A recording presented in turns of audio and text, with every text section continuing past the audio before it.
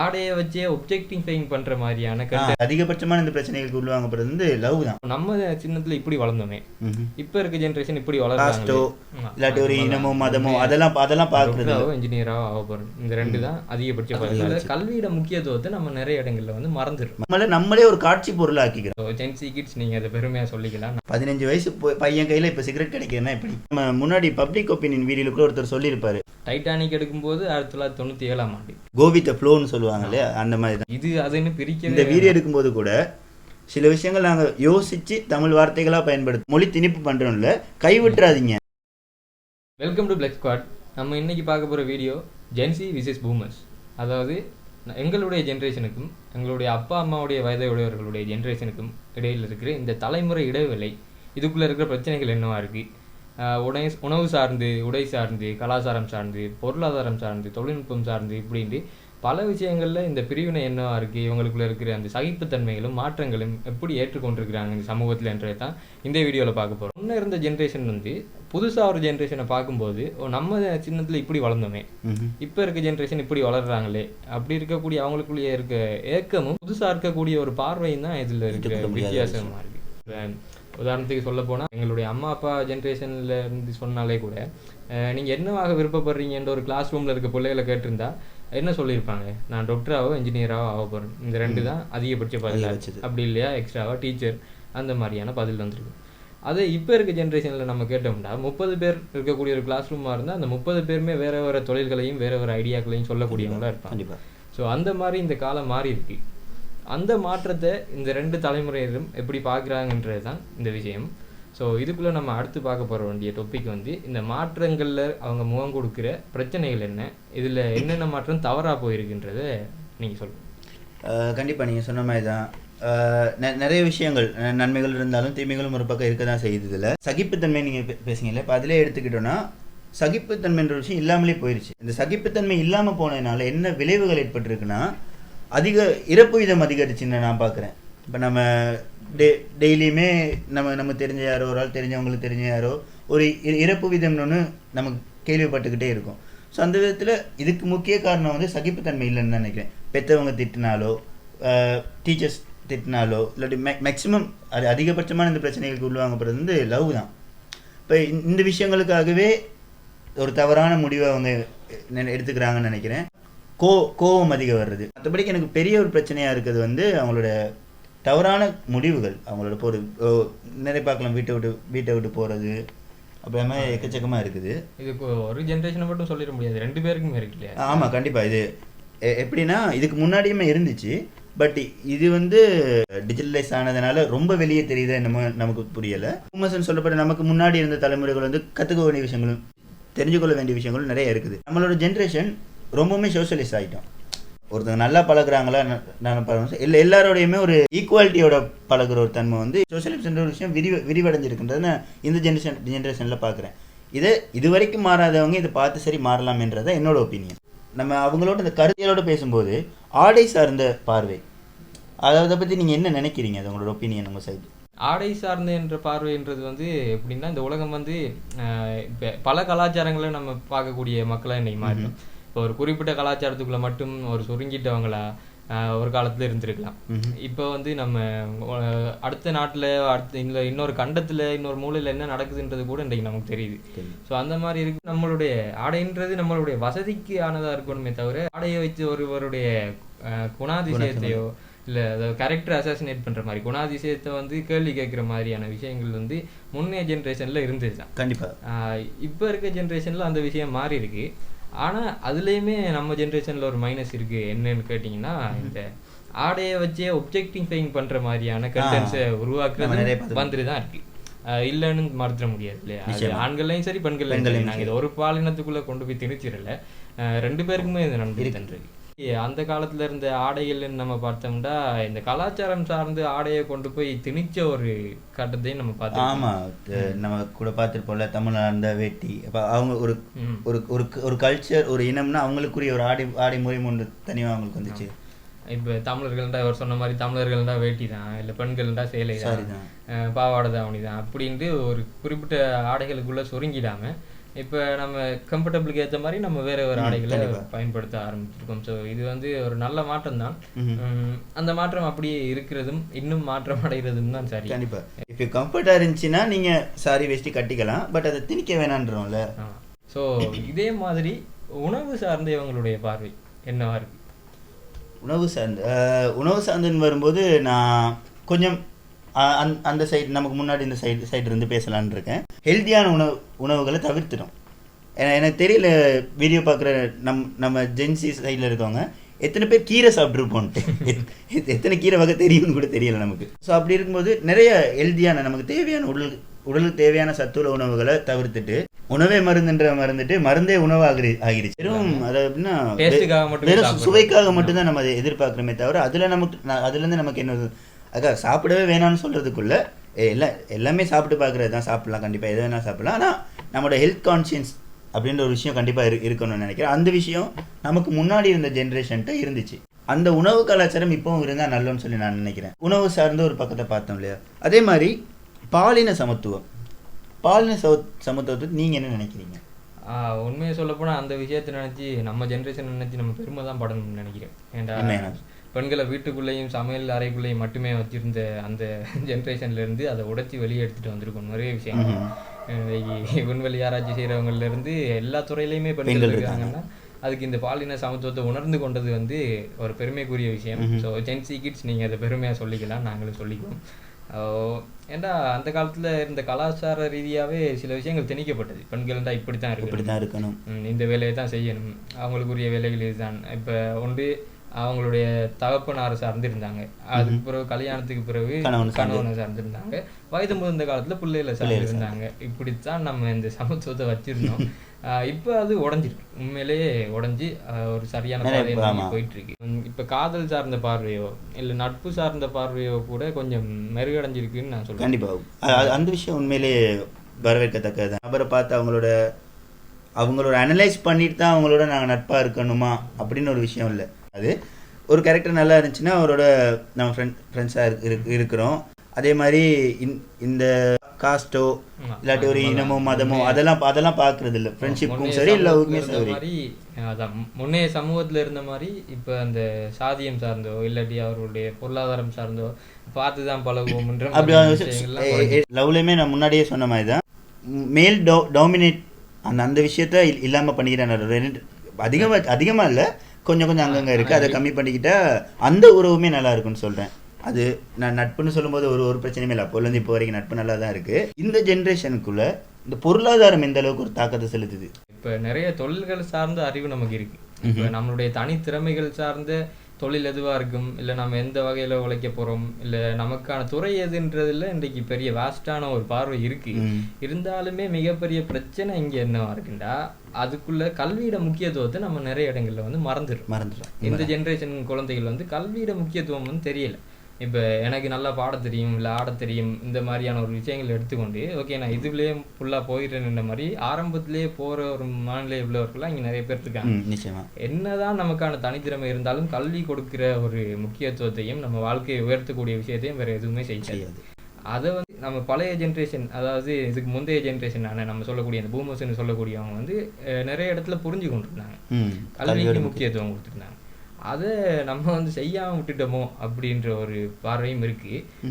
இதை தொடர்ந்து இந்த வேலை, இந்த செலவீனம், பொருளாதாரம்னு போகும்போது இந்த இவர்களுடைய செலவீனங்கள் எப்படி இருக்குது? ஒரு சரியான விஷயத்தில் தான் செலவழிக்கிறாங்களா?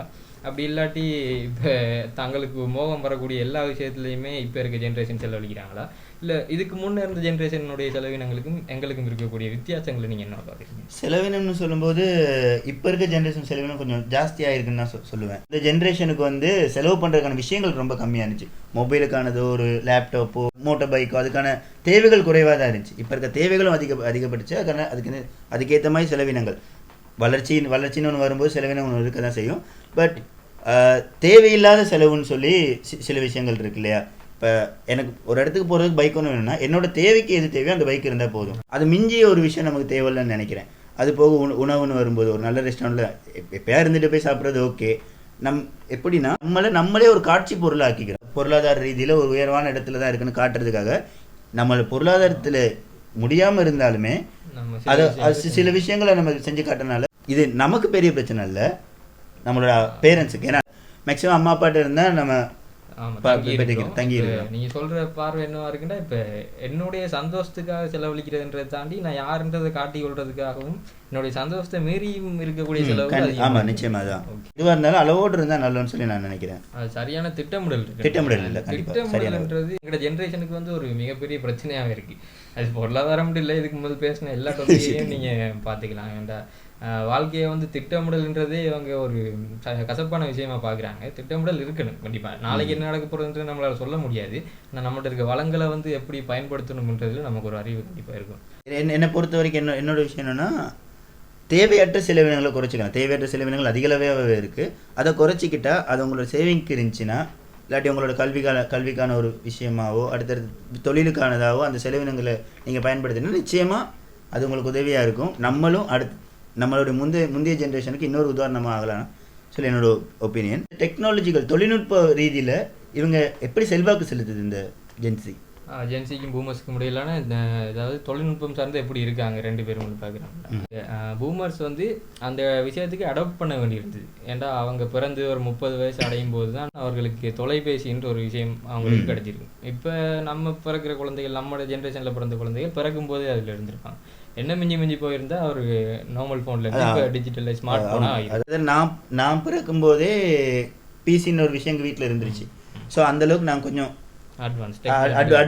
நம்மளோட ஜென்ரேஷன் டெக்னாலஜி வைஸ் அட்வான்ஸ் ஆயிருச்சு. இப்போ நம்ம அம்மா அப்பா வயசு உள்ளவங்களுக்கோ இல்லை அந்த ஜென்ரேஷன் மக்களுக்கோ சில விஷயங்களை அக்சஸ் பண்ண தெரியலன்னு போது நம்ம சில இடங்களில் கோவப்படுறது, அந்த இது நம்ம புரிஞ்சுக்கிறது இல்லை. ஏன் இவங்களுக்கு புரியலை அப்படின்னு நம்ம இடத்துல இருந்து மட்டுமே பார்த்து கொள்கிறோம். நம்ம என்ன பிறந்ததுலேருந்து அதில் அக்சஸ் இருக்கிறதால நமக்கு வந்து பெரிய விஷயம் இல்லை அது அக்சஸ் பண்ணுறது. ஆமாம், இதே மாதிரி தொழில்நுட்பம் சார்ந்து நிறைய வேலைகளை வந்து இருக்கிற இடங்கள்லேயே நம்ம செஞ்சு கொள்கிறோம். அவங்க வந்து நிறைய கஷ்டப்பட்டுருப்பாங்க ஒரு வேலையை செய்கிறதுக்கு. இப்போ பேங்க்கில் போய் காசு எடுக்கிறதுன்றது அப்போ ஒரு பெரிய வேலை. இங்கேருந்து கிளம்பி போகணும், போய் புக்கை கொடுக்கணும், அதை ஃபில் பண்ணணும், எடுக்கணுன்றது. இன்றைக்கி நம்ம ஃபோன்லேயே ஜஸ்ட் ட்ரான்சாக்ஷன் பண்ணிட்டு போயிட்டே இருந்துருக்கலாம். ஸோ இந்த மாதிரி விஷயங்கள்ல வந்து அவங்களுக்குள்ள இருக்கிற வித்தியாசங்கள் என்னவா இருக்குன்னா, இதை சொல்லி காட்டுற ஒரு ஜென்ரேஷனாக அவங்க இருக்கு. சில இடங்கள் இருக்கு. இப்போ நாங்கள் அப்பெல்லாம் எவ்வளோ கஷ்டப்படும் தெரியுமா, உங்களுக்கு ஈஸியாக கிடைக்கிறதால உங்களுக்கு அதில் அருமை தெரியலன்னு சொல்லி இதை நெகட்டிவாக பாகிற இடங்களும் இருக்குது, பாசிட்டிவாக பாகிற இடங்களுமே இருக்குது. இந்த விஷயத்தில் நான் உண்மையிலே அப்ரிஷியேட் பண்ணணும். நம்ம முன்னாடி பப்ளிக் ஒப்பீனியன் வீடியோவில் கூட ஒருத்தர் சொல்லியிருப்பாரு, நான் கற்றுக்க வேண்டிய விஷயங்கள் அவங்கள்ட்ட இருக்க நல்ல விஷயம்னு சொல்லும்போது டெக்னாலஜிக்கல் வைஸ் அவங்க அப்டேட்டாக இருக்காங்க சொல்லி உண்மையிலே சில விஷயங்கள் அவங்க ஒத்துக்கிறாங்க. அது எங்களுக்கு இன்னும் மகிழ்ச்சியாக இருக்குது, ஊக்குவிக்குது. ஆமாம், ஆனால் இப்போ இப்படி மட்டுமே பார்த்துட முடியுமாண்டா இன்னொரு விஷயம் இருக்குது. இப்போ இருக்க ஜென்சியை விட டெக்னாலஜிக்கல் அட்வான்ஸ்மெண்ட் தெரிஞ்ச பூமர்ஸும் நிறைய இருக்காங்க. இப்போ உதாரணத்துக்கு நம்ம ஜேம்ஸ் கேமரோன் டைரக்டர் எடுத்துக்கிட்டோம்னா, டைட்டானிக் எடுக்கும்போது 1997ஆம் ஆண்டு. இப்போ நம்ம ரீசெண்டாக பார்த்த வே ஆஃப் வாட்டர் படம் எடுக்கும்போது அவருடைய வயசை நீங்கள் பார்த்துக்கோங்க. ஸோ இப்படி இருக்கும்போது அவர் எவ்வளோத்துக்கு டெக்னாலஜிக்கல் அட்வான்ஸ்மெண்ட்டு அவருக்குள்ளே வச்சுருக்காருன்னு பார்த்தோம்னா உங்களுக்கு ஆமாம். இப்போ அவரும் அப்டேட் ஆகிட்டே இருக்கார் இல்லையா, அதே மாதிரி எல்லா விஷயத்துக்குமே அடாப்ட் ஆகணும். எல்லாருமே ஒரு இடத்துல தேங்கிடவே கூடாது எப்போவுமே. அது நமக்கு என்ன வயசோ இல்லை நம்ம எந்த ஜென்ரேஷனோன்றது முக்கியம் இல்லை. தொழில்நுட்பம் சார்ந்தோ கல்வி சார்ந்தோ தொடர்ந்து நம்ம இயங்கிட்டே இருந்தோம்னா நமக்கு எந்த தடைகளுமே இருக்காது. அடுத்த ஜென்ரேஷனோடையோ இல்லை அடுத்த எந்த மனிதரோடையோ நம்ம பேசும்போது கோ வித் தி ஃப்ளோன்னு சொல்லுவாங்க இல்லையா, அந்த மாதிரி தான். நிச்சயமாக அந்த விஷயத்தை ஜென்சிக்கு சொல்லி ஆகணும். வேண்டாம், அடுத்தடுத்த ஜென்ரேஷன் என்ன செய்ய போகுது, எப்படி வளரப்போகுதுன்றது நமக்கு தெரியாது. நம்ம அப்பா அம்மா நமக்கு செஞ்ச இந்த விஷயங்களை நம்ம அவங்களுக்கு செய்யாமல் கண்டிப்பாக பார்த்துக்கொள்ளணும். இன்னொரு விஷயம் ரொம்ப உறுத்தலாக இருக்குதுன்றது என்னென்னா, பான் பார்க்குறது ரொம்ப அதிகரிச்சுன்னு நினைக்கிறேன். அந்த டைம் காமம்னு ஒரு உணர்ச்சிகள் வந்து மனிதன் தோன்றின காலத்துலேருந்து இருக்கிறது தான். பட் அது என்னன்னு தெரியறதுக்கு முன்னாடியே அதுக்குள்ளே போகிறாங்க. அது காரணம் டெக்னாலஜி உள்ளே வந்ததுனால தானோ என்னமோ. அது மூவிஸ்லேயும் சரி ரொம்ப ஈஸியாக அக்சஸ் பண்ணிக்க முடியுது அந்த போர்ன்ற விஷயத்தை.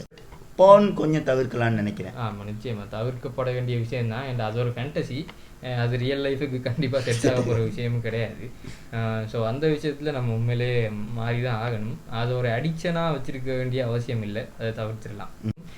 இன்னொரு முக்கியமான விஷயம் இந்த ஜென்சி விசிஸ் பூமர்ஸுக்குள்ளே கண்டிப்பாக பேசப்பட வேண்டிய விஷயமா நான் பார்க்குறது தமிழ் மொழி.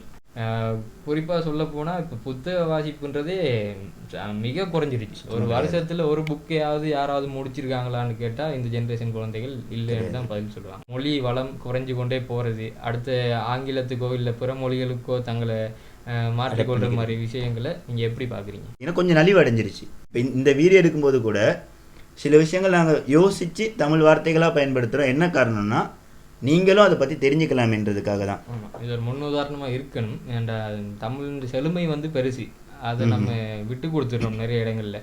இப்போ காரணம் வந்து தொழில்நுட்ப ரீதியாக நம்ம பாவிக்கக்கூடிய எந்த கருவிகளாக இருக்கட்டும், சாதனங்களாக இருக்கட்டும், அதில் இருக்கக்கூடிய மொழி வந்து ஆங்கிலமாக தான் இருக்குது. சைனா, கொரியா மாதிரியான நாடுகளில் அந்த சாதனங்களில் கூட அவங்க மொழி தான் இருக்குது இல்லையா? ஆனால் இங்கே வந்து அதை நம்ம செய்ய தவறிட்டோம்.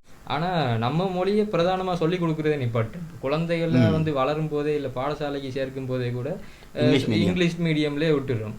தமிழை வந்து சொல்லி கூட கொடுக்குறது இல்லை. திருக்குறள்னா என்னன்னு கேட்குற அளவுக்கு இன்றைய குழந்தைகளை வச்சிருக்கோம். நாங்கள் இந்த மொழி திணிப்பு பண்ணுறோம்ல, கைவிட்டுறாதீங்க, அதுதான் எங்களோட விஷயமா இருக்குது.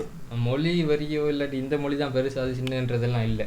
என்ன ஒரு இவ்வளவு தொன்மையான மொழி அழிஞ்சு போகிறதுக்கு இந்த ஜென்ரேஷன் வந்து காரணமாக இருக்கக்கூடாதுன்ற மட்டும்தான் எங்களுடைய நோக்கம். தமிழை பயன்படுத்துறது நிறைய இடத்துல இழிவாக நினைக்கிறோம் இல்லையா?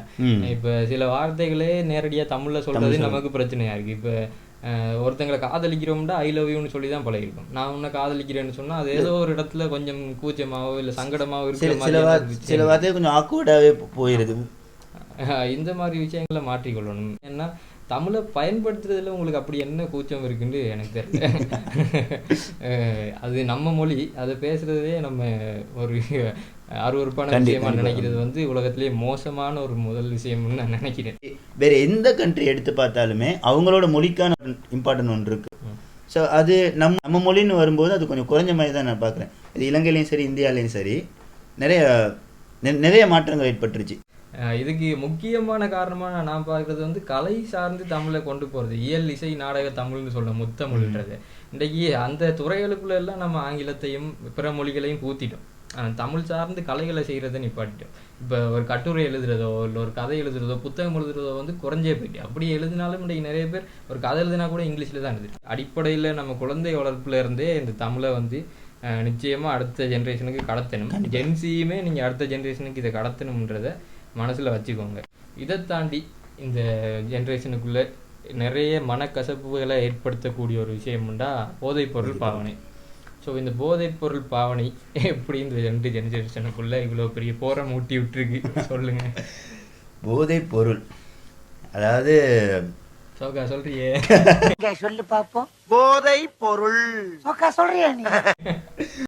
எல்லாருக்குமே தெரிஞ்ச விஷயம்தான். ரொம்பவுமே கூடிருச்சு. 15 வயசு பையன் கையில் இப்போ சிகரெட் கிடைக்குதுன்னா எப்படி? கடையில் போஸ்ட் ஸ்டிக்கர் ஒட்டி இருக்கீங்க, 21 வயசுக்கு மேற்பட்டவங்களுக்கு மட்டும் தான் சிகரெட்னு. ஆனால் எப்படி அவன் கைக்கு போய் சேர்ந்துச்சு? அதுக்கான தைரியம் எப்படி அவனுக்கு வந்துச்சு?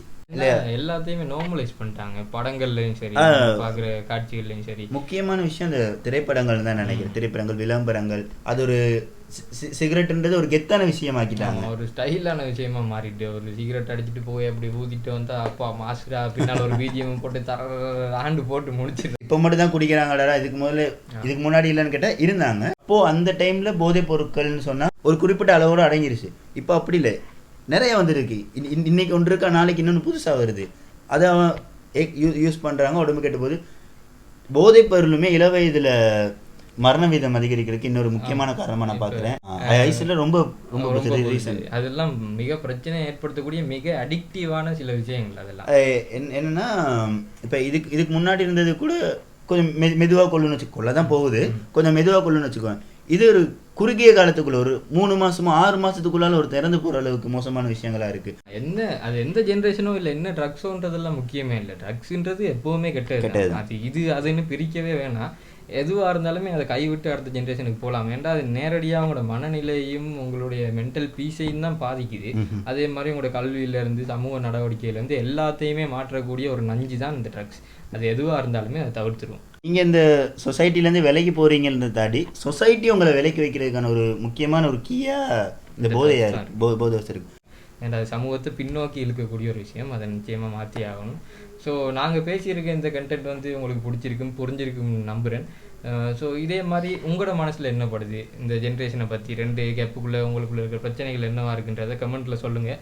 புதுசாக ஏதாவது இருந்தால் நாங்களும் பார்த்து தெரிஞ்சுக்கிறோம். கண்டிப்பாக நாங்கள் முடிஞ்ச அளவுக்கு இது 2 பக்கமே சமமாக கொண்டு போகிறது தான் ட்ரை பண்ணியிருக்கோம். ஒரு பக்கம் ஒரு சார்பாக இருந்துச்சுன்னா அந்த சார்பாக இருக்க விஷயம் சரியாக இருக்குது, அதை சொல்கிறோம். நம்மள்ட்ட இருக்க நல்லதை கொடுப்போம், கெட்டதை விட்டுருவோம். இது 2 பேருக்குமே பொதுவான ஒரு விஷயந்தான். இது ரெண்டையுமே எடுத்துக்கிட்டு, ரெண்டில் இருக்க நல்லதையும் எடுத்துக்கிட்டு கெட்டதை யாராக இருந்தாலுமே கழிச்சிடலாம். ஸோ அடுத்த ஜென்ரேஷனுக்கு நல்லதை கடத்துவோம் என்ற நம்பிக்கையோடு இந்த வீடியோவை நாங்கள் முடிக்கிறோம். ஸோ உங்களுக்கு அடுத்து என்னென்ன கண்டென்ட் வேணும், என்ன எங்கள்கிட்ட இந்த எதிர்பார்க்குறீங்க, நாங்கள் எது மாதிரியான சமூக விஷயங்களை பேசணும்னு சொல்லுங்கள்.